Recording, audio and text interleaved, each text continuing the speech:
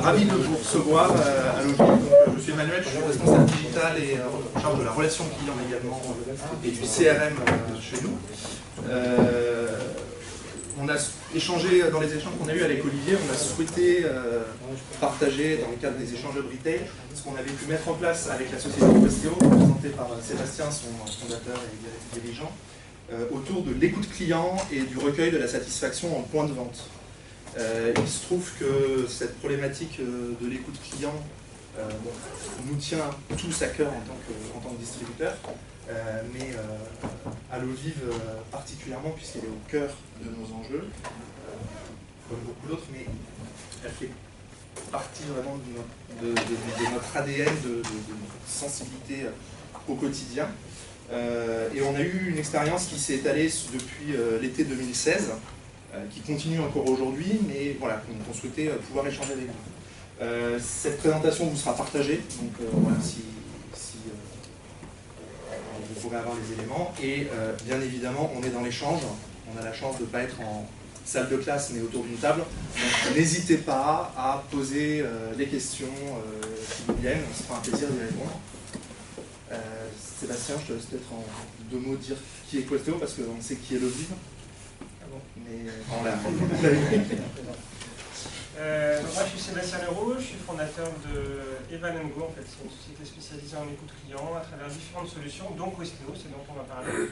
Parce qu'effectivement, on s'est spécialisé depuis plusieurs années sur l'écoute client en point de vente, qui est une problématique qui est extrêmement aiguë, qui nécessite une grosse complexité déjà pour écouter les clients. Parfois on va en discuter un peu plus, mais on est tous clients, donc ça va assez bien parce qu'on ressent tous les mêmes choses. Et en tant que retailer, il y a aujourd'hui une mutation, alors on le sait, très forte aujourd'hui des modèles de consommation et des comportements clients. Et la solution, en tout cas une des grosses solutions, c'est l'expérientiel. Donc c'est de se centrer sur le client et de piloter les plans de vente centrés sur le client. C'est ce qu'on apporte aujourd'hui à travers différentes solutions. On ne va pas rentrer forcément trop dans le détail des solutions, mais surtout dans l'approche et la manière de penser l'écoute client autrement que ce qui s'est fait jusqu'à présent avec les grands modèles client mystère, enquête sortie point de vente. On connaît les limites et les usages. Donc là, ce qui est sympathique avec l'Ovive, c'est qu'il y a eu un effet de maturation et d'enrichissement finalement de l'approche jusqu'à ce qu'elle s'intègre maintenant, aujourd'hui, complètement au cœur de la stratégie de l'entreprise. Et quand on dit stratégie, c'est une stratégie commerciale, une stratégie d'efficacité commerciale, parce qu'au final, on peut se faire plaisir, mais il n'y a qu'une chose qui compte, c'est est-ce qu'on fait plus de business ou pas. On peut se faire plaisir, écouter les clients, et puis avoir des jolis graphiques, et puis après on fait un archivage vertical, et c'est bon, on prend le business. Là, on est sur un autre modèle maintenant. On se retrouve au cœur du business. J'ai déjà un peu commencé. Donc l'idée, effectivement, alors, au-delà de ça, je sais que c'est pas forcément facile pour vous, mais et puis nous, on ne connaît pas trop, enfin moi je ne connais pas qui est qui, donc après, voilà. L'idée, c'est de profiter de ça pour que ce soit interactif, poser vos questions, qu'on puisse partager. Une chose que je n'ai pas dit aussi, c'est que cette expérience, on n'avait fait pas qu'avec Ovive, on travaille aujourd'hui avec tous les gros retailers, on travaille avec Auchan, avec Carrefour, avec Intermarché, avec Fnac, Darty, Ikea, But, tous, on travaille avec tous ces gros acteurs. Et au niveau des sièges, au niveau des comités de direction, etc., donc on a une vision très aiguë de aujourd'hui la mutation du retail, donc il y a sûrement des choses sur lesquelles je ne dirais pas.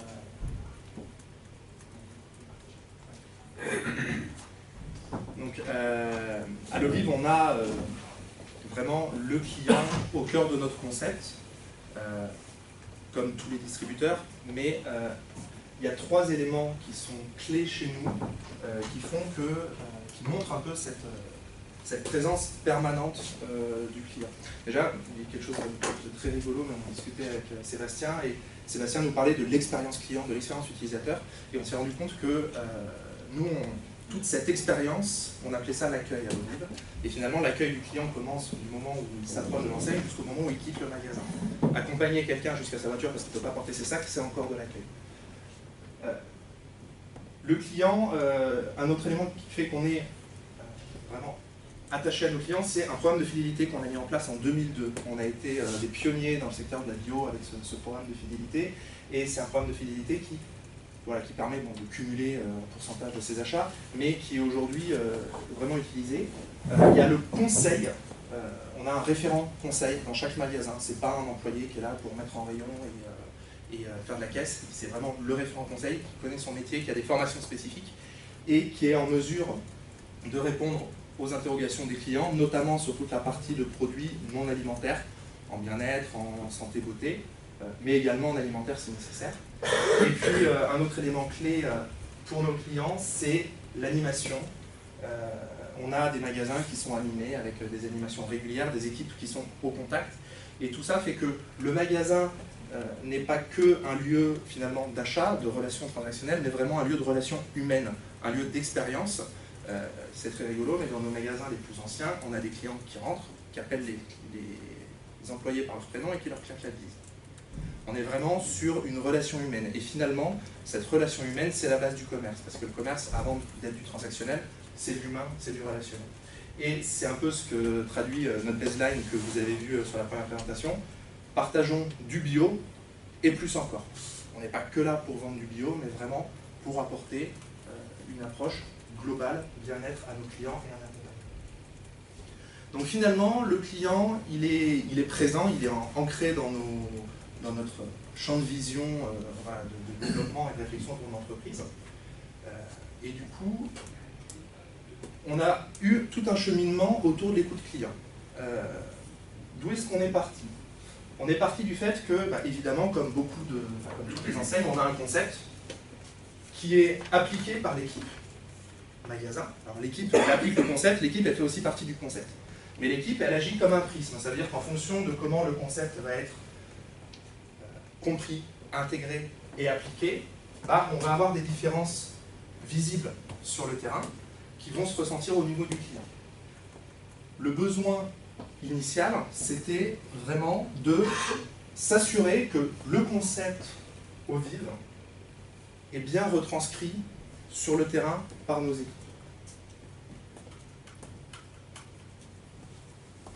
La souris fait grève.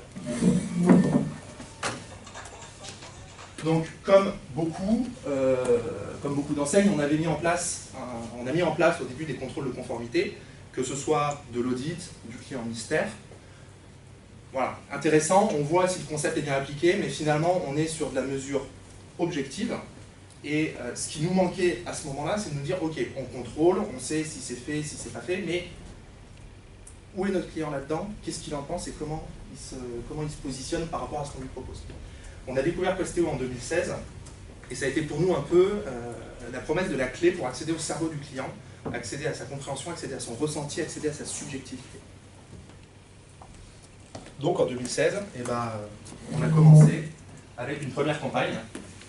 Donc, On peut expliquer en quoi consiste Questeo. Voilà. Pour ceux qui ne connaissent pas. C'est sur un modèle, là ça fait un peu les yeux, parce que c'était il y a 3 ans, on a une nouvelle technologie et d'autres choses entre temps. L'approche est simple, l'écoute client c'est très complexe. On est tous clients, on va tous faire nos courses, et quand vous faites vos courses, est-ce que vous donnez votre avis? Jamais. Si un moment on donne son avis, c'est vraiment quand on n'est pas content. Quand on a une mauvaise expérience, ça s'appelle la gestion de réclamation. C'est-à-dire qu'il y a la motivation pour donner son avis, elle doit être très forte, et c'est à ces moments-là on va s'exprimer. Sauf que la réalité du business, il ne se fait pas sur le 1% des gens qui réclament. Et d'ailleurs, la grosse problématique aujourd'hui de l'écoute client, souvent c'est, quand on commence à dire il y a un retour client, on dit c'est quoi le problème? C'est le réflexe. Là, immédiatement, c'est toujours c'est quoi le problème? Alors que les clients sont satisfaits. S'ils viennent chez vous, c'est qu'ils sont globalement satisfaits. Le seul problème, c'est que les clients satisfaits, ils ne vous donnent pas leur avis. Pourquoi? Parce que vous êtes dans un point de vente, vous y allez, ça se passe bien, mais rarement, c'est pas j'adore ou je déteste, rarement ça va quoi. Plutôt bien. Si vous savez la courbe de Gauss, là, la courbe où il y a 5% qui vous détestent, 5% qui vous adorent, et puis au milieu, il y a tous les gens qui consomment vos services, etc., mais qui sont pondérés. Mais quand on est pondéré, on ne donne pas son avis. Moi je ne donne jamais, c'est mon métier. Chaque avis, j'ai donné mon avis. Même en enquête sortie point de vente, on me demande, vous avez 5 minutes? Je ne les ai pas. Vous les avez, vous, les 5 minutes? Vous ne prenez pas. Donc au final, tous les systèmes d'écoute client, ils finissent énormément par être biaisés, parce que le mode de collecte et le mode d'écoute, il est très compliqué. Donc soit on gère finalement la perception client sur la réclamation, ce qui est faux, enfin vous faites du mal. Ceux qui réclament, c'est pas ceux qui... Voilà, il faut les traiter, hein. Ça ne veut pas dire qu'il ne faut pas les traiter, c'est hyper important, mais c'est du traitement. Après, la réalité de ceux qui font le business, les 95% de clients, ceux-là, paradoxalement, on ne les connaît pas. On ne les connaît pas et on n'est pas capable de les écouter. C'est pour ça que nous, sur cette problématique-là, parce que c'est bien beau après d'essayer de tirer des grands enseignements, mais si on se construit sur quelque chose qui est fragile, c'est un peu compliqué de conseiller les entreprises. Alors qu'est-ce qu'il y a d'autre comme alternative? Il y a le client mystère. Alors, je ne sais pas si c'est les acteurs du client mystère, mais honnêtement, le client mystère, c'est ni un client et il n'est pas mystérieux. C'est-à-dire que le problème, c'est qu'il va passer de temps en temps avec un œil d'expert, mais c'est pas un client. Il ne va pas regarder le magasin comme un vrai client. Donc il a une notion, exactement ça, une notion d'audit. Par contre, c'est très bien pour faire un parcours client, un suivi SAV, etc. Donc ça a de l'usage. Mais pour ce qui est de la perception client, ça ne va pas. Après, il y a les enquêtes sorties point de vente. Je ne sais pas combien de retailers vous en faites. Il y a des retailers qui font des enquêtes sorties point de vente. Un peu. Un peu. Le problème, c'est hyper intéressant l'enquête sortie point de vente, parce qu'on peut essayer de récupérer du verbatim, mais il y a des gros problèmes sur l'enquête sortie point de vente. Déjà, c'est sa lourdeur. Ils sont fous, vous n'en faites pas tous les jours, donc vous ne pouvez pas suivre. Vous allez faire une enquête en janvier, tant que vous avez les résultats, c'est mars-avril. Donc finalement, on vous montre des résultats au même février, mais finalement, on vous montre les résultats de janvier et février, puis après, vous avez une année entière, vous ne savez pas trop comment faire. Il y a un autre gros problème dans les enquêtes sorties point de vente, qui est souvent caché, c'est le biais qu'il y a dans le simple fait d'avoir une interaction humaine. Il y a des études qui ont été faites et qui ont montré que c'est une étude qui a été faite par, je crois que c'est Harvard. Ils ont fait un test sur une fausse marque.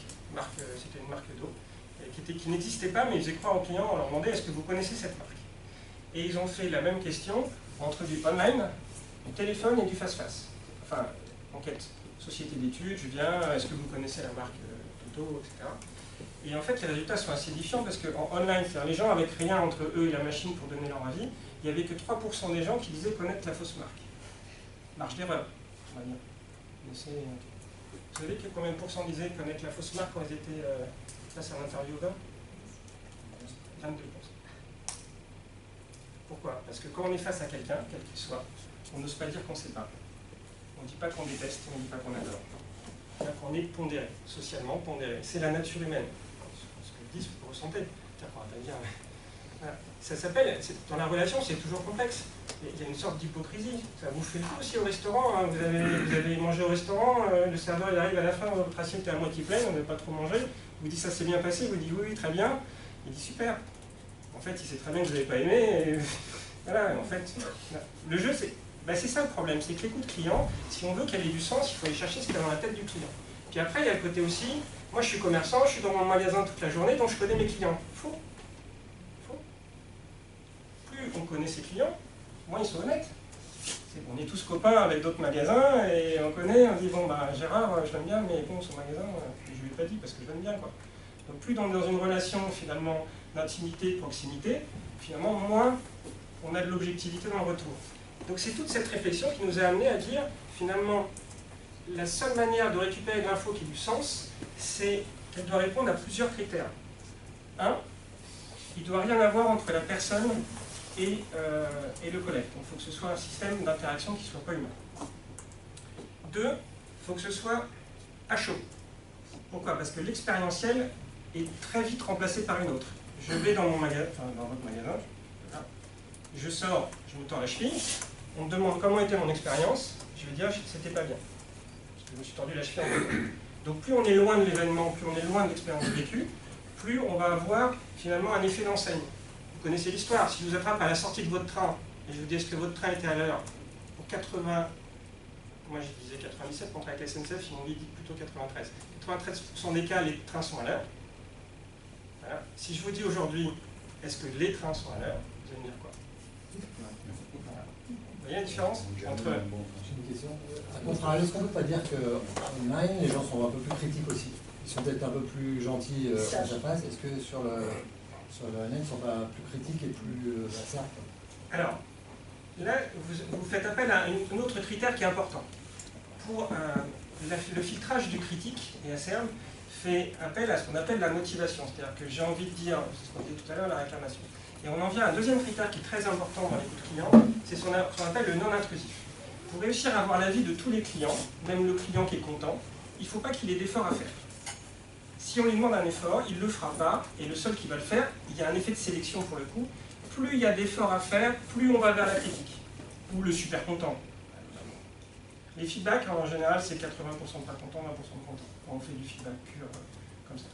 Donc effectivement, il y a un effet de sélection vers le négatif, c'est-à-dire qu'on va sursélectionner les gens pas contents qu'on va leur demander un effort particulier. D'où un autre contrainte qu'il y a dans les coûts clients, c'est ce qu'on appelle le non-intrusif.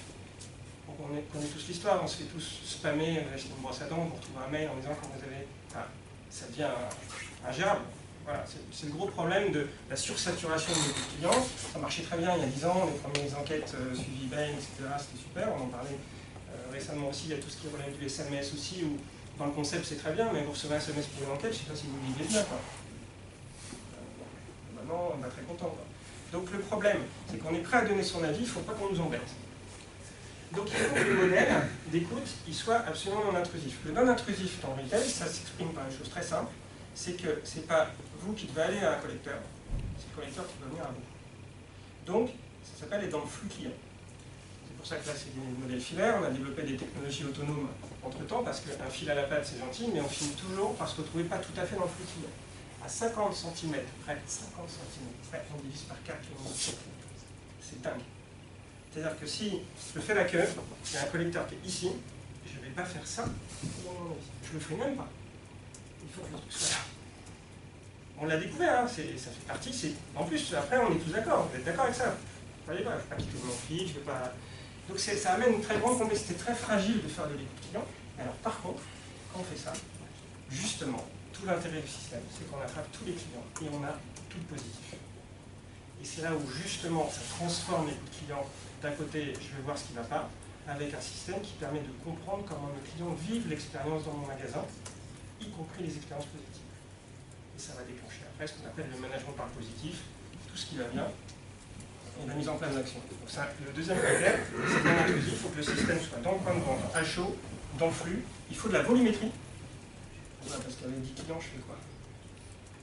Vraiment, la volumétrie, c'est bien beau, je peux essayer d'extrapoler. Vous connaissez le concept de l'extrapolation, hein. Je fais une enquête sortie point de vente, j'ai 100 clients, et je vais dire sur les 100, a priori, tes clients, ils pensent ça, mais j'extrapole. Vous connaissez toutes les histoires des sondages politiques. Vous savez, pour le Brexit, les Anglais ont mis des millions de dollars sur la table, enfin d'euros, pardon, enfin de livres, pour savoir si le Brexit allait passer ou pas, avant de faire le référendum. Ils voulaient être sûrs de ne pas se tromper. C'est marrant, hein. Ils en ont mis de l'argent. Il y en a des sociétés d'études qui ont dit non, mais vous inquiétez pas, aucune chance. C'est le gros problème de l'extrapolation, le gros problème du fait que les clients, quand je fais des interviews, ils disent pas ce qu'ils pensent, l'intimité de la vie. Et là, l'intérêt, c'est effectivement d'avoir de la volumétrie. Pour un autre intérêt qui est très important, c'est le lissage des humeurs. Justement, l'idée, c'est d'avoir un effet où je n'attrape plus un client qui va s'exprimer, je vais extrapoler, je vais attraper le flux client. Tous les clients qui passent. Et ce qui permet d'avoir, par la volumétrie, nous, avec nos systèmes, on repère entre 1000, 1500 et 5000 avis clients par mois. Donc c'est une volumétrie qui écrase tout et qui permet d'avoir des indicateurs extrêmement fiables, solides, stables, sur lesquels on peut construire et avoir une vraie stratégie. Donc ça, c'est la volumétrie, c'est extrêmement important. Et il faut évidemment aussi, dernier critère, que ce soit en continu. Pourquoi? Parce que si vous voulez piloter un point de vente, vous avez un point de vente, le chiffre d'affaires, vous regardez tous les combien de temps? Tous les jours. Enfin, même 2 à 3 fois par jour. Pour les...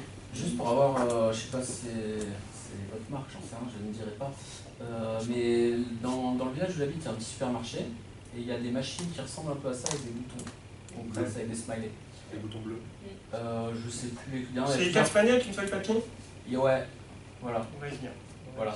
Ça, typiquement, moi, dans mon cas, donc moi, par exemple, typiquement, les trucs en sortie de magasin, je ne réponds pas, j'ai pas le temps, effectivement. Quand je donne mes avis sur Internet, c'est quand je suis pas content. Enfin, ouais. Voilà. Typiquement, je suis profil peut-être cliché. Mais ces boutons... C'est pas les comptes. Non, mais il n'y a pas de souci. Ces boutons-là, par exemple, je sais que 2-3 fois, j'ai appuyé pour du vert ou du jaune ou pour dire que j'étais content.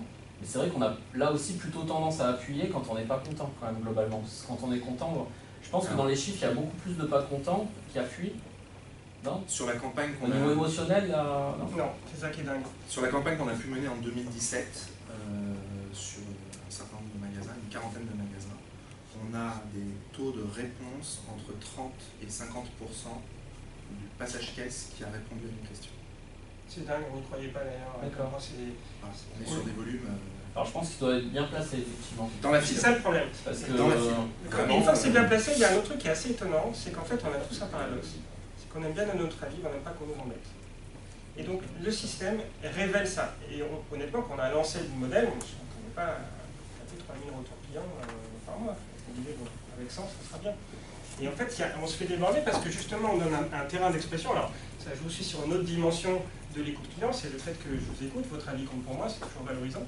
Après, l'étape d'après, c'est d'en faire quelque chose pour que ça se transforme en bénéfice. Mais le client est content de donner son avis, et quand il est content, il le dit. Et c'est ça qui est dingue. Et je ne vais pas révéler les choses, parce qu'on a des indicateurs de performance. L'eau vive est une des enseignes la plus performante en termes de satisfaction client. Non, on ne peut pas faire les 4. Ils sont très élevés. Après, on en discutera, ça fait partie de l'expérientiel. Mais c'est-à-dire qu'on a des taux de satisfaction qui sont extrêmement élevés. Ça veut dire que les gens qui s'expriment sur la vente, ils donnent vraiment leur avis. Après, on discutera des différents modes de collecte, et notamment les trucs quand vous avez juste 4 smileys et une feuille papier. Ça amène un gros problème. C'est si je vous dis comment vous évaluez votre expérience dans mon point de vente, et je vous dis j'aime pas, vous faites quoi? Vous me dites quoi? T'aimes pas quoi? Pardon, ouais, là les questions papier sont un peu différentes, mais est-ce que vous aimez les peu importe la question. Ouais, mais le vrai problème, de l'écoute client à chaud, souvent elle se résume, vous avez déjà vu, comme on a tous les systèmes, on a le système, on a différents systèmes, le système de rotation de questions, etc. Le système avec les boutons et la feuille papier, vous savez comment on l'appelle? On appelle ça la grande propreté, parce qu'on est dans les toilettes. C'est le seul endroit où on vous demande pas comment ça s'est passé, quoi. On vous demande juste si les toilettes étaient propres. Et on ne va pas explorer derrière les autres raisons d'insatisfaction, etc. On demande juste. Donc c'est le seul endroit où on a besoin d'avoir qu'une seule question. Dans le retail, la grosse problématique, c'est d'explorer toute la complexité de la perception client et de ne pas se limiter effectivement à une seule question. Là, on a déjà débordé sur un autre sujet. Je vais redonner la parole à Emmanuel, mais ce que je veux dire, c'est que là, le modèle et l'approche, c'est de dire, je vais faire de l'écoute client en flux. Donc pour revenir sur le chiffre d'affaires, vous regardez 3 fois par jour, 1 fois par jour. L'idée, c'est d'avoir un indicateur qui se suive, qui vive en même temps que le magasin. C'est pour avoir une enquête ponctuelle. Donc c'était l'approche, même si au début, l'approche, elle était centrée sur des enquêtes ponctuelles sur 3 mois. Puisqu'au début, l'approche était centrée sur des enquêtes ponctuelles, de type études, analyse.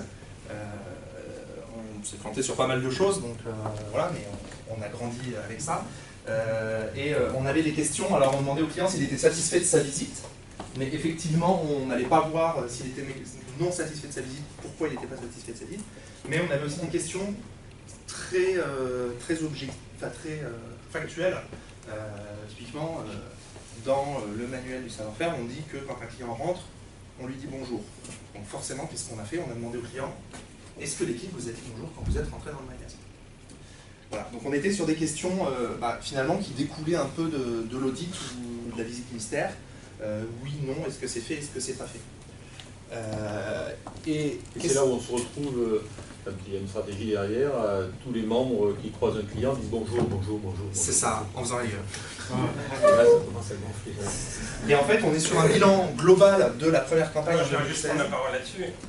Ça paye. Le sur-bonjour peut, au moment... Ça paye. Je peux vous le dire, ça paye. C'est le sous-bonjour qui ne paye pas. C'est-à-dire que si vous demandez à vos collaborateurs est-ce que vous dites bonjour, ils disent toujours qu'ils disent bonjour. Le problème, c'est pas ce qu'ils vont dire, c'est ce que le client a entendu. C'est ça la vraie stratégie, c'est ça le customer centric. C'est est-ce que je fais des choses qui sont rentables et vues par le client. Après, effectivement, c'est là où il y a un grand décalage entre la confrontation entre finalement le ressenti des équipes et le ressenti du client. Le fameux, je ne veux pas tomber dans l'extrême non plus, vous avez raison, c'est bien débile au bout d'un moment là-dedans, mais ça a quand même du sens d'être dans un excès parce que vous savez, dans la communication, il s'en perd beaucoup. Vous savez, dans un coup de fil, un coup de téléphone, vous savez ce qui reste de votre communication avec votre interlocuteur au téléphone? Il en reste 7%. 7% de ce que vous avez dit, ce qui lui reste. Imaginez, il y a une déperdition énorme dans tout ce qu'on fait. Donc parfois, l'excès, ça va bien. On voit d'ailleurs les acteurs, ils en font des tonnes. Hein. Nous, ça sonne bien, un acteur sur scène, ça va bien, et puis si vous parlez avec lui, il en fait trop là. C'est le même principe. Donc il y a un côté de jeu hein, quand même, il y a un côté mise en scène qui est important. Donc le premier bilan de cette campagne 2016 était relativement négatif dans le ressenti global, à la fois sur la méthode, parce que finalement on avait fait plusieurs vagues de questions pendant 15 jours, pendant un mois, et on ne pouvait pas forcément corréler les résultats de la première question avec ceux de la deuxième, c'était au même moment sur la même période, donc c'était assez délicat à gérer.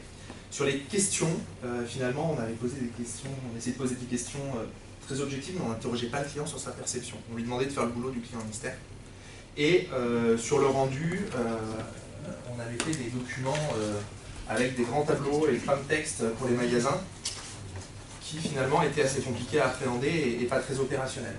L'enquête dans sa globalité a été très orientée analyse et contrôle, mais elle a été mal perçue et par les équipes qui se sentaient fliquées et par les clients qui ont fait des remontées aux équipes en disant mais pourquoi est-ce qu'on vous flique comme ça, c'est pas normal. Donc on avait même un ressenti négatif des clients par rapport à cette enquête alors qu'on essayait de relativiser aussi parce que quand vous êtes salarié et que vous avez un ressenti négatif, vous avez tendance à vouloir remonter à votre hiérarchie tout ce qui va dans le sens de ce que vous ressentez. Voilà. Les clients on dit que parce qu'on ne se sent pas forcément assez fort soi-même pour dire ce qu'on pense, donc on se réfugie derrière en disant les clients disent qu'ils ne sont pas contents. Globalement, les clients sont toujours très contents de donner leur avis. Après, le problème, c'est quand on n'est pas écouté. C'est un débat. Toujours. Mais c'est vrai que c'est un vrai problème aussi d'acceptation des équipes par rapport à ce modèle, que ce soit quelque chose qui soit dans leur sens, qui soit dynamique.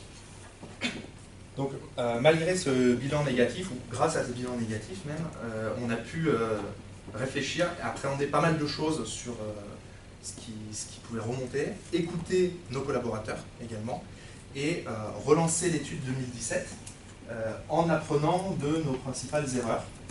Donc, on a mis en place une étude en 2017 avec une phase d'écoute unique. Donc, on écoute pendant 3 mois sur 10 questions qui sont posées de manière aléatoire pour obtenir une volumétrie à peu près équivalente sur chacune, ce qui nous permettait d'ores et déjà de faire des corrélations entre les réponses de telle et telle question.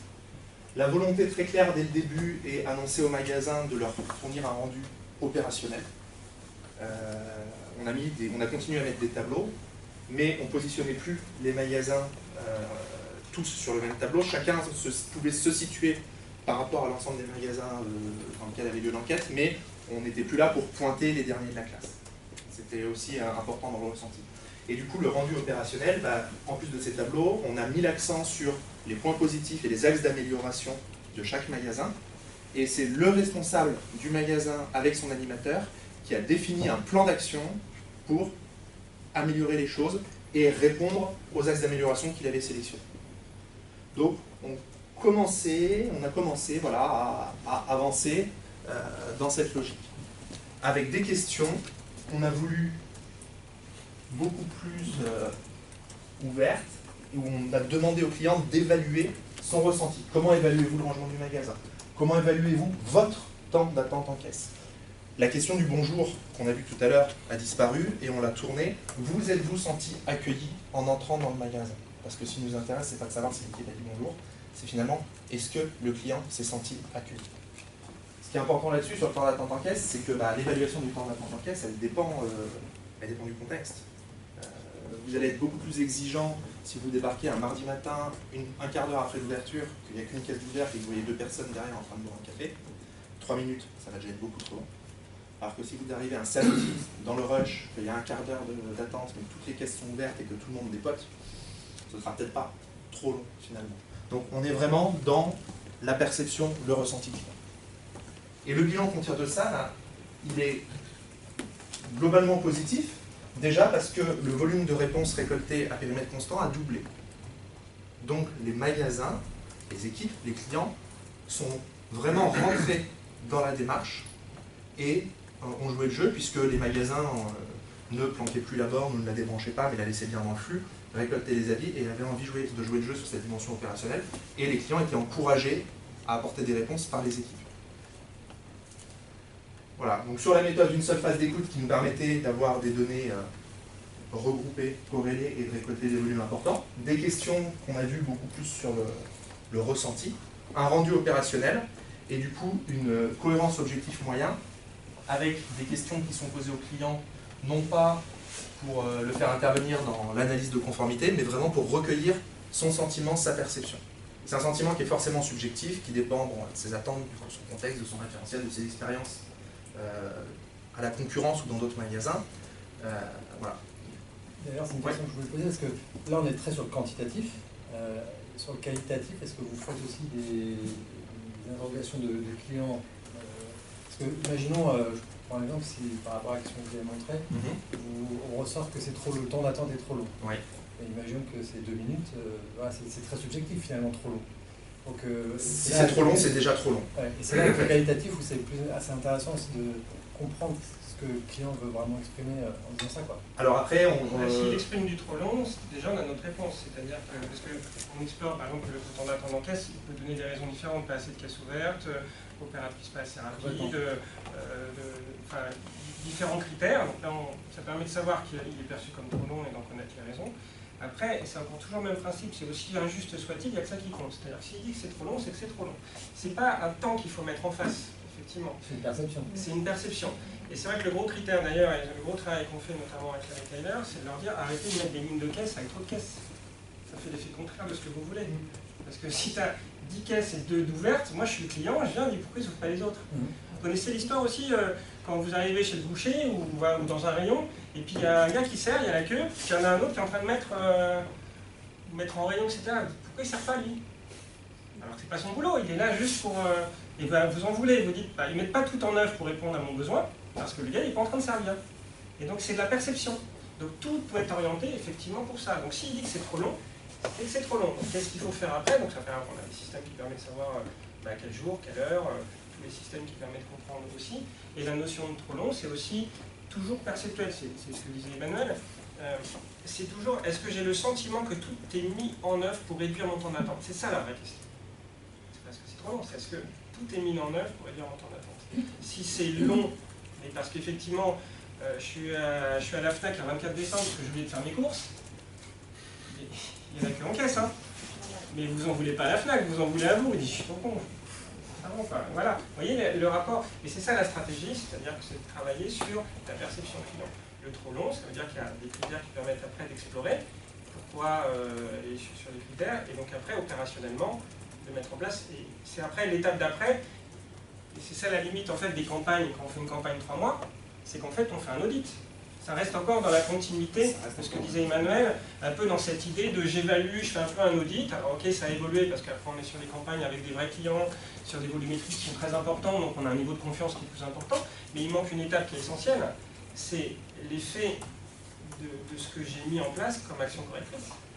Si je fais 3 mois et on me dit que j'ai un temps d'attente qui est trop long, et que j'arrête mon exploration client, il se passe quoi après? Est-ce que ce que j'ai fait est vu par le client? Parce qu'au final, il y a que ça qui compte. Et c'est là où justement les étapes d'après, c'est de travailler sur un modèle qui n'est plus d'audit, mais un modèle d'écoute en continu, d'évaluation de la perception client, au même titre que le chiffre d'affaires. Sur le temps d'attente en caisse, est-ce que la question a été posée dans une grosse dizaine de magasins? À votre avis, quelle est la tranche horaire où le temps d'attente en caisse est jugé trop long par le plus de personnes? Une journée, pas l'après-midi. 9h-10h, l'heure à l'ouverture. La première heure d'ouverture du magasin. Mettre en rayon, non? Parce qu'ils sont en train de mettre en rayon, ils sont en train de finir de faire leur rayon fruits et légumes, ils sont en train de finir du ménage et autres. Il n'y a qu'une personne en caisse, voire une personne qui jongle entre la caisse et les rayons. Et il y a plein de monde dans le magasin parce que c'est encore l'effervescence de l'ouverture. Et il n'y a personne en caisse. C'est le créneau où on a des magasins où 80% des répondants trouvent que le temps d'attente en caisse est trop long.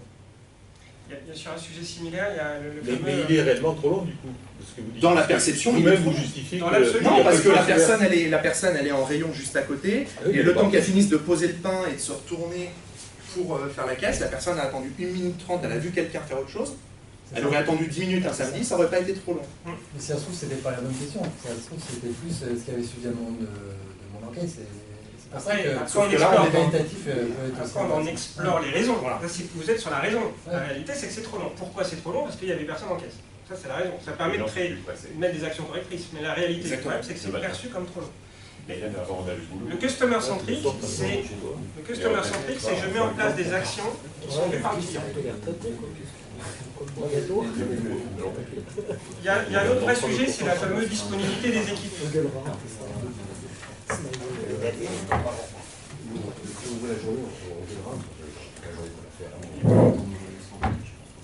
Vous avez tous plus ou moins des plannings d'équipes dans vos magasins. Et l'idée, c'est d'avoir toujours des équipes disponibles pour les clients, pour emmener du service, notamment quand il y a besoin de conseils, etc. Et parfois, il y a un décalage entre la perception du client sur la disponibilité des équipes et la réalité des équipes effectives dans le magasin. Pourquoi? Il y a une des réponses parfois qui est simple, c'est que ce n'est pas parce que vous avez des gars dans le magasin qui sont disponibles pour les clients. Qui sont différentes choses. Si les gars ils sont dans le magasin mais ils mettent en rayon, ok, qu'ils n'ont qu'un seul objectif de mettre en rayon, en fait, ils ne sont pas disponibles pour les clients. Donc on peut croire que nos effectifs sont au taquet, mais finalement, ils ne sont pas disponibles pour les clients. Et c'est là où justement ça permet de réallouer des ressources avec un seul objectif, qui est de satisfaire le client. Ça ne sert à rien d'avoir des frustrations, il y a d'autres choses aussi, il y a plein de critères sur lesquels on peut travailler, et qui sont hyper importants pour un seul objectif. Alors là, on en revient toujours au vrai sujet. Et le sujet clé de tout, c'est la mutation du retail. Avant, ce qui a fait le succès du retail, je parle du retail d'aujourd'hui, c'est d'avoir beaucoup de produits dans un même endroit. Et pas cher. Donc d'accord, c'est la naissance de la grande distribution en commerce, la différence du commerce de proximité. Ça a bien marché, hein, depuis les années 60, ça a bien marché. Mais aujourd'hui, si vous avez beaucoup de produits et pas cher, vous allez où? Vous allez sur Amazon. Vous allez sur Amazon.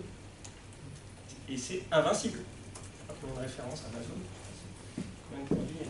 C'est-à-dire que ce qui a fait le succès du mode de consommation du retail, le succès du modèle retail, grande distrie, est aujourd'hui dépassé par le modèle, et je ne dis pas vente en ligne, je dis le modèle Amazon un peu, voilà. Donc, évidemment, c'est sans concurrence. Quand vous faites 0,8% de marge Amazon, c'est décriqué, quoi. C'est impossible, c'est invincible. Les grandes enseignes ne peuvent pas résister face à un rouleau compresseur. J'ai appris d'ailleurs hier qu'ils rentraient dans le modèle, ils achetaient eux-mêmes leurs camionnettes, maintenant ils veulent livrer eux-mêmes. Ils ont acheté 20 000 camionnettes chez Mercedes.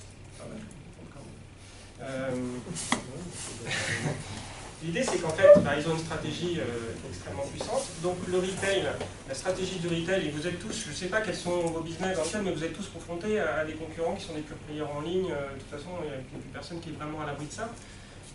Sauf peut-être le coiffeur, quoi. Mais sinon, vous êtes confronté à ça. Et ce qui fait la différence, et ce qui fait que des enseignes continuent, parce que ça représente encore 80% du business, le commerce physique, et c'est ce qu'on appelle l'expérientiel. Vous savez que l'acte d'achat, c'est un acte irrationnel, par définition. On croit toujours qu'on est rationnel, nous sommes des êtres irrationnels. Moi, je travaillais dans le médicament avant, j'étais chef de clinique dans le médicament, on a fait des études sur les actes de prescription des médecins. Je ne vais pas vous faire peur non plus. Vous savez qu'il y a à peu près 10 000 médicaments disponibles. Vous savez avec combien de médicaments globalement un médecin tourne, généraliste? 300. Et on évalue les raisons de prescription d'un médicament. On peut penser que c'est très objectif, il y a des études, j'ai ça, j'ai tel symptôme, donc c'est tel médicament. Et en fait, à 95%, l'acte de prescription d'un médicament est irrationnel. C'est parce que j'ai une bonne image de laboratoire. Des commissions de laboratoire. C'est ce qu'il y a. Des commissions de laboratoire. Il y a eu des histoires. Aujourd'hui, ça a très largement nettoyé tout ça. Mais pour vous dire que ce qu'on pense qui est objectif ne l'est pas, nous ne faisons que des actes irrationnels. Et donc l'acte d'achat, c'est un acte de plaisir. On voit les frénésies pendant les soldes.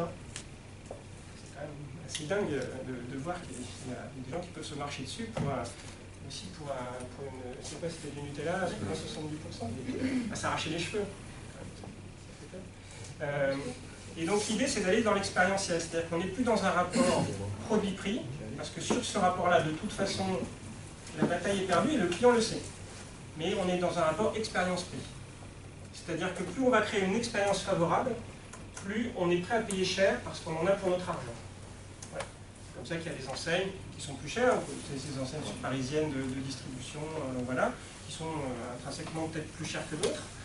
Mais qu'on réussit par la qualité de service, par la proximité, à ratisser le marché. Donc on n'est plus dans une notion de prix produit, on est dans une notion d'expérience vécue, et c'est ça qui est important.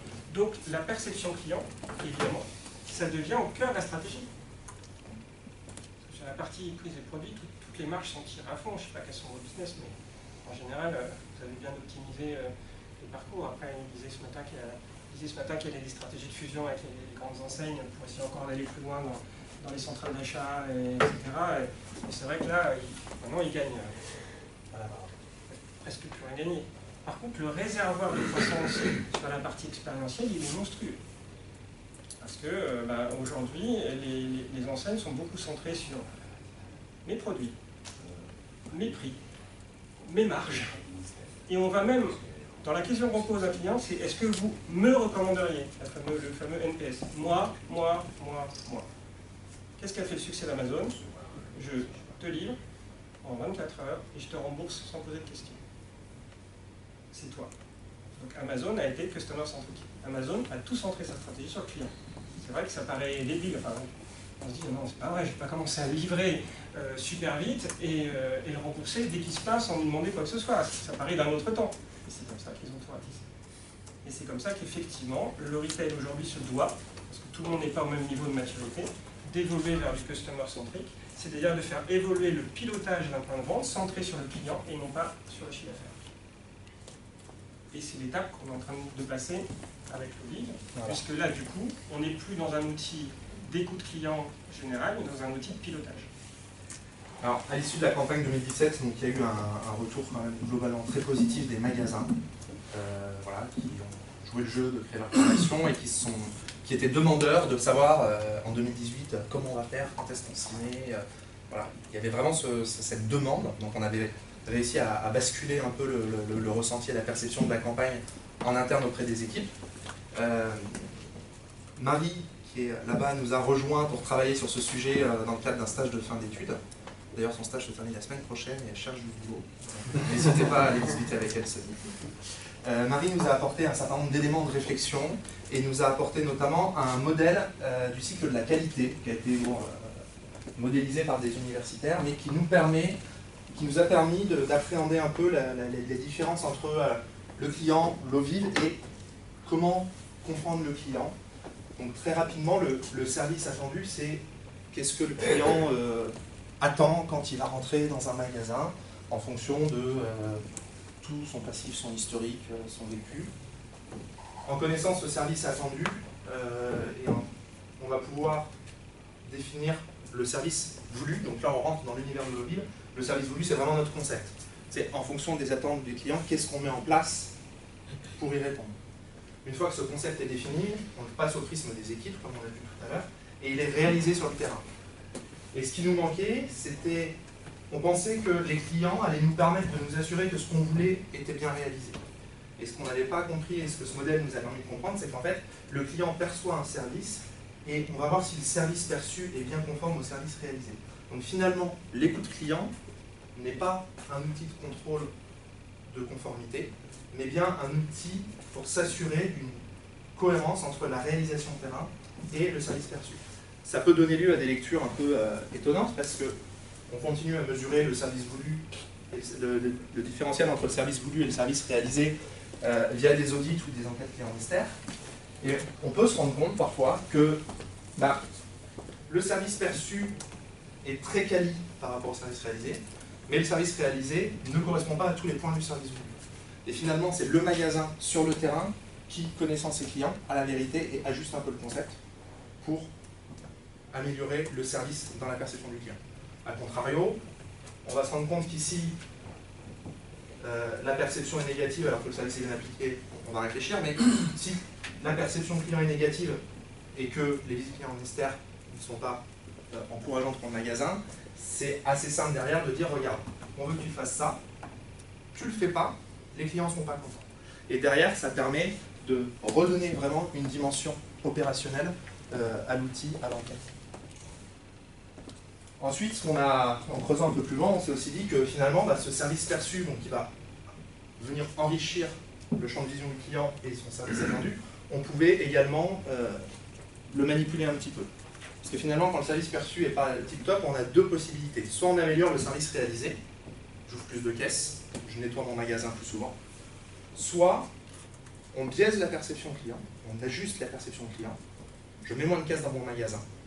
Donc, toutes mes caisses sont ouvertes, donc le client voit que je fais un effort pour les ouvertures de caisses, et sa perception du service, du temps d'attente, s'améliore.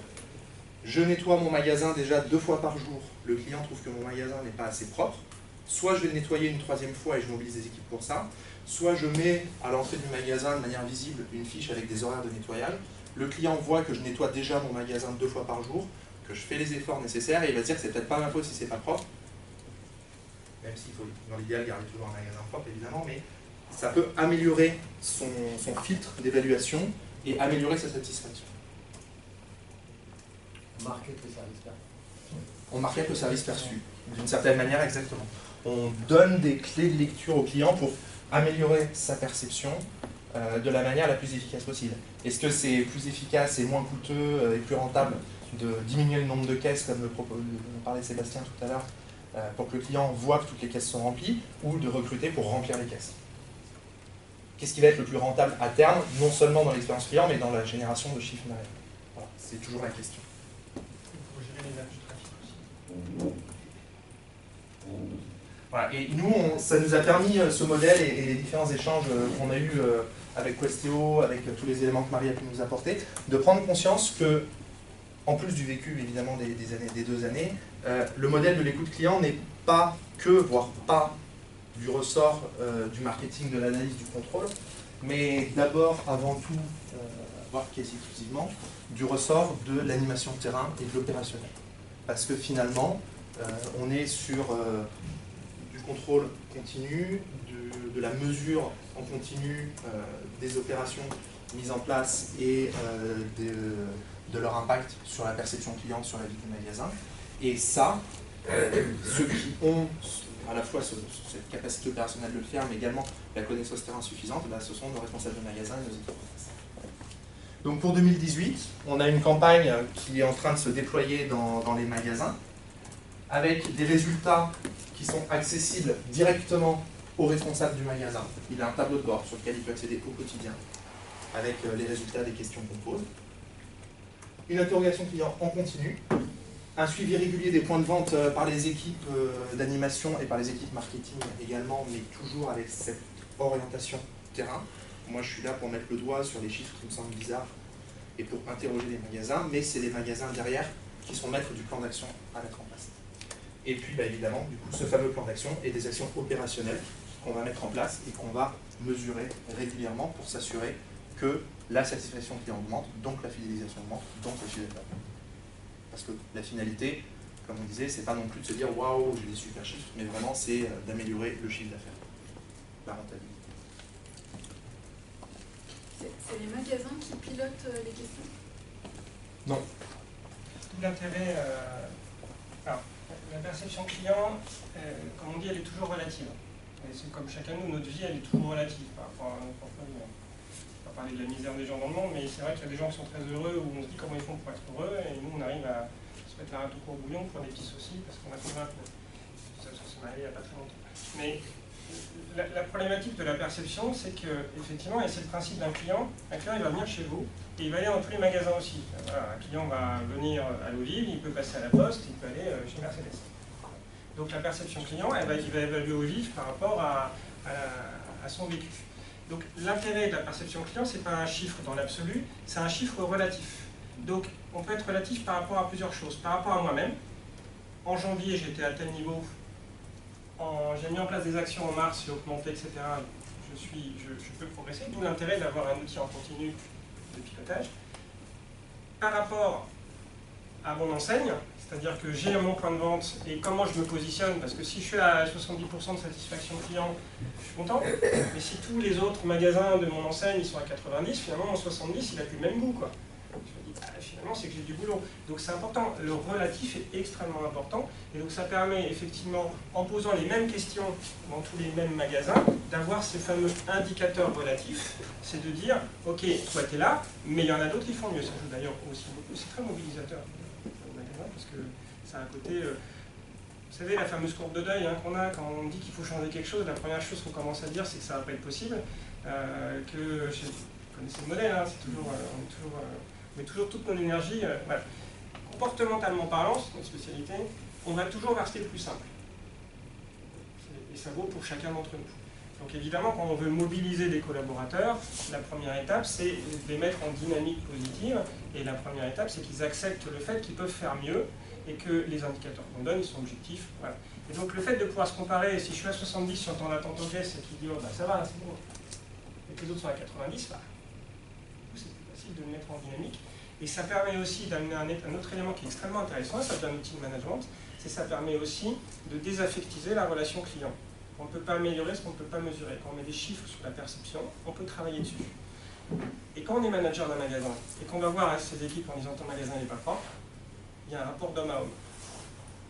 quand on va voir un directeur de magasin en disant « nos clients se plaignent de la propreté de notre magasin », ça met dans une dynamique positive et ça permet de mettre en place des plans d'action de manière extrêmement opérationnelle.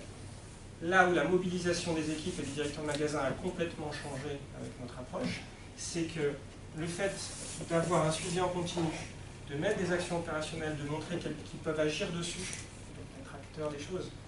Et effectivement, il y a une corrélation, vous savez, le cercle vertueux de la perception client. Un client satisfait, ça va jouer sur 3 leviers du chiffre d'affaires. Ça joue sur le panier moyen. C'est une expérience à augmenter le montant du panier moyen. Ça joue sur la fidélisation, je vais revenir plus souvent, et ça joue sur la recommandation. Un client très content peut vous ramener 8 clients. Un client mécontent peut vous en perdre 20. Et toujours, on monte un escalier, on descend un ascenseur.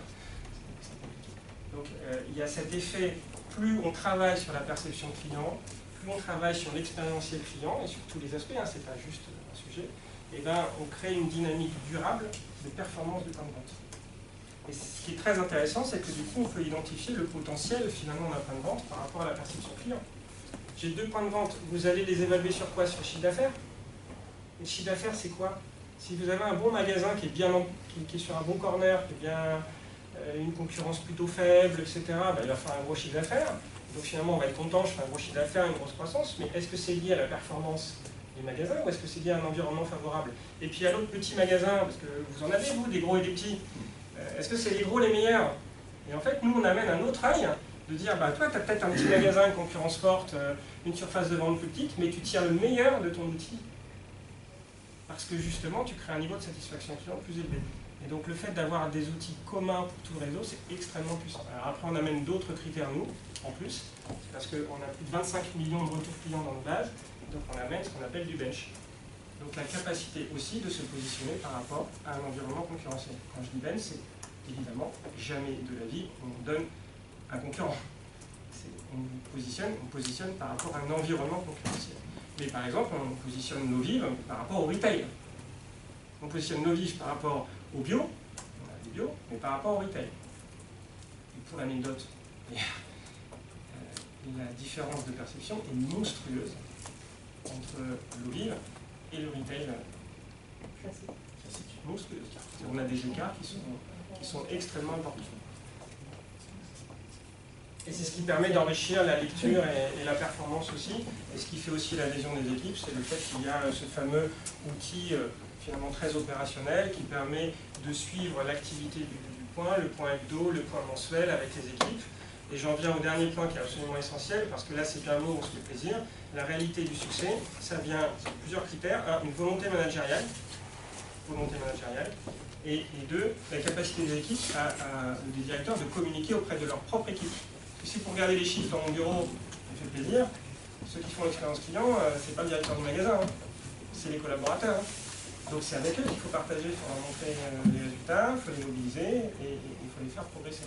Donc c'est pas simplement, et c'est là où ce qui change beaucoup, c'est qu'on passe d'une stratégie un peu d'écoute client, un peu audit, à une stratégie ce qu'on appelle customer centric, où l'écoute client n'est plus un service support, mais au cœur de la stratégie commerciale et de la performance des points de vente. Et c'est l'évolution qui est en train de se faire.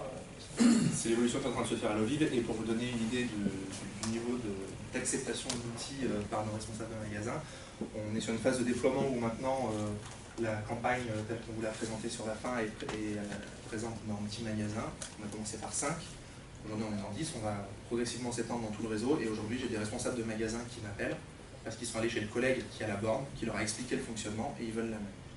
Voilà. Donc le travail se fait presque tout seul. Voilà, pour la présentation, est-ce que vous avez des questions? Il y en a eu quelques-unes. Pour Questeo, parce qu'avec 25 millions de données dans vos bases, est-ce que vous avez une sélection aussi, une segmentation, une typologie de clients? Parce qu'évidemment, la clientèle de l'eau-vive peut être très satisfaite parce qu'elle a un socio-style différent de celle d'Intermarché ou de Roi Merlin. En fait, on ne travaille pas en socio-style parce que je peux aller à l'eau-vive et à Intermarché. C'est-à-dire qu'on fonctionne par rapport à la perception client de l'enseigne, du point de vente et du secteur d'activité. Après, on travaille sur des modèles différents, effectivement, parce qu'on n'explore pas toujours la même chose. Quand vous faites l'exploration d'un parcours client, une perception client à la FNAC, ça va un peu être différent de ce qu'il peut y avoir chez Ovive. Mais globalement, on n'est pas centré, on est customer centrique, on est centré sur le ressenti client. Et donc tous les critères qui sont CSP, sociaux, etc., ce n'est pas des indicateurs pour nous. Ce n'est pas des indicateurs qualitatifs. D'ailleurs, les fameux... voilà, dans ma clientèle, j'ai 40% de femmes ou 60% d'hommes. Et alors, je peux être au rayon perceuse chez Leroy Merlin et être une femme. Et acheter une perceuse, je consomme, voilà. Donc tous ces critères socio-démographiques, c'est des critères qui étaient historiquement très utilisés pour une chose dont on parlait tout à l'heure, c'est les fameuses extrapolations. Et donc aujourd'hui, ça n'a pas de sens, parce que nous, la qualification des clients, on l'a fait sur un critère qui est très solide, c'est du physique. Il est là. Après, on fait au-delà de l'exploration vente, on fait aussi de l'exploration rayon par rayon, on peut aller plus loin aussi dans les choses. Je vais dériver un petit peu, mais je pense que la plupart des enseignants actuels sont aussi dans le digital. Est-ce que c'est transférable, ces outils, sur des paniers, des sites web et ainsi de suite, quoi?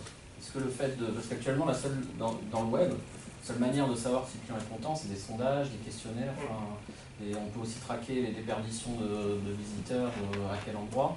Et il n'y a pas la notion de questionnement. Est-ce que vous avez réfléchi à des outils comme ça pour... En fait, on fait du multicanal. Notre système, il est déclinable, quel que soit le canal. Maintenant, dans le web, la force du web, c'est la capacité à comprendre le client, quoi. Ouais. Les outils de tracking client sont monstrueux. Si on avait la même chose dans le retail physique, on serait les champions du monde. Encore une fois, on est sur du quantitatif quand on fait du tracking. Après, il faut interroger en qualitatif, c'est-à-dire aller interroger les clients un par un, en demandant l'autorisation de les interroger. Donc ça se fait aussi en ligne, mais c'est pas le cas sur chacun. Tu les cases du coup dans en fait, il nous dit beaucoup de choses sans nous avoir dit un moindre mot. On sait d'où il vient, on sait où il va, on sait s'il a acheté, on sait plein de trucs sur lui. C'est la puissance de Google. Hein. Mais quoi, je ne sais pas pourquoi il est parti. Parce que c'était trop long, parce que le site était pas, l'offre n'était pas adaptée, etc. Donc c'est là où il faut lui poser des questions en direct et lui dire raconte-nous ce que tu as vécu. Mais c'est une problématique qui est effectivement universelle. Là où c'est très aigu, c'est dans le retail physique, parce qu'on a une absence totale de vrais outils de pilotage. Dans les autres canaux, c'est vrai que notre système il est multicanal, donc on peut aller balancer des sources différentes, mais c'est vrai que c'est déclinable et ça a du sens. Moi, j'avais envie de revenir sur votre point de départ. Est-ce que vous avez derrière la phase d'audit assez de retours pour voir une augmentation ou pas du chiffre d'affaires ou du panier? En fait, c'est très joli, mais ça reste de l'audit. Est-ce que les actions correctives que vous avez eu le temps de faire, certains magasins ont vu par ces actions correctives un impact direct? Chez vous, pas encore. Non, parce que c'est dans le dernier modèle qu'il fait. Et c'est les grosses limites des audits. C'est ce qu'on disait. Je fais un audit pour moi, je fais des actions, comment je mesure l'impact? En plus, le magasin, entre-temps, il vit, quoi. Je fais mes campagnes de mars à juin. Ok, l'été, je peux avoir une autre clientèle. Donc l'impact, il est hyper dur. D'où l'importance, et vous mettez le doigt sur le vrai problème, et le vrai enjeu, c'est de dire, si je mets en place quelque chose, il faut que ça paye. Sinon, soit ça ne sert à rien, soit il faut que je mette autre chose. Et le principe du customer centric, vous connaissez l'histoire du plan d'action, c'est mets plus là-dessus, mets plus là-dessus, mets plus là-dessus, mets plus là-dessus. Okay. Si je mets plus, où est-ce que je mets moins? C'est le problème. C'est le principe. Normalement, le plan d'action, c'est choisir, c'est renoncer. Mais c'est ça. Mais c'est ça, le vrai plan d'action, c'est plutôt parce que je retire, non pas parce que je mets plus. C'est trop facile de dire plus d'efforts. La hiérarchisation des priorités, centrée sur les clients, permet de dire sur quoi il faut que je travaille en priorité, et surtout, finalement, de mesurer sur les points sur lesquels j'ai travaillé quel est l'impact. Dans nos outils, on peut mesurer exactement en évolution perception client, ce qu'on fait du continu. Voilà, j'ai nettoyé mes sols. Vous connaissez l'histoire de la propreté. Alors, je vais vous poser une question. Quels sont les 3 critères les plus importants dans le retail? Je parle de retail alimentaire, c'était dans notre univers. Les 3 critères qui font que le client, les 3 critères qui ont le plus de poids dans la perception client. La qualité, proximité, largeur de gamme. Propreté, premier point. Numéro 1. Le choix? Non. Largeur de gamme. Mise en valeur, La qualité des produits. présentation. Non. Le 2, c'est temps d'attente en caisse. Et le 3, c'est affichage des prix. Affichage. Je ne parle pas prix, je parle affichage. Vous savez qu'un produit avec un mauvais prix, c'est un produit pas vendu. C'est du déclaratif, c'est ce que vous dites. C'est du déclaratif, c'est ce que le client déclare. C'est dans nos bases, on mouline nos bases, c'est des indicateurs qui ont le plus de poids sur la perception client. En déclaratif. En déclaratif client, oui, à chaud, on collecte à chaud, oui. En fait, on analyse tous les retours et on dit, on hiérarchise les priorités, ils sont variables dans un secteur d'activité. C'est très intéressant parce que vous savez, ne serait-ce que ça, vous savez les points sur lesquels vous pouvez travailler en premier. Encore une fois, il ne suffit pas simplement de dire je fais l'expérience client, c'est un truc que tout le monde en parle. Honnêtement, ça flotte quoi. Ça flotte, le client est roi, ok, ouais, le client, on parle toujours du client, ok, mais tu fais quoi concrètement? Qu'est-ce qui change dans ta vie opérationnelle pour être vraiment customer-centric? C'est ça le vrai débat. Et le vrai enjeu et la vraie mutation aujourd'hui, c'est ce que fait Odif, c'est d'aller vers le customer-centric au cœur du business. Je pense qu'on arrive au bout du timing. Oui, je vous propose de poursuivre le débat. Alors, on va échanger les groupes. Je vous propose d'aller découvrir le concept, visiter le magasin avec Sarah, puis l'outil de production du fournil avec Gérard, et de poursuivre les échanges ensuite après ces visites autour d'un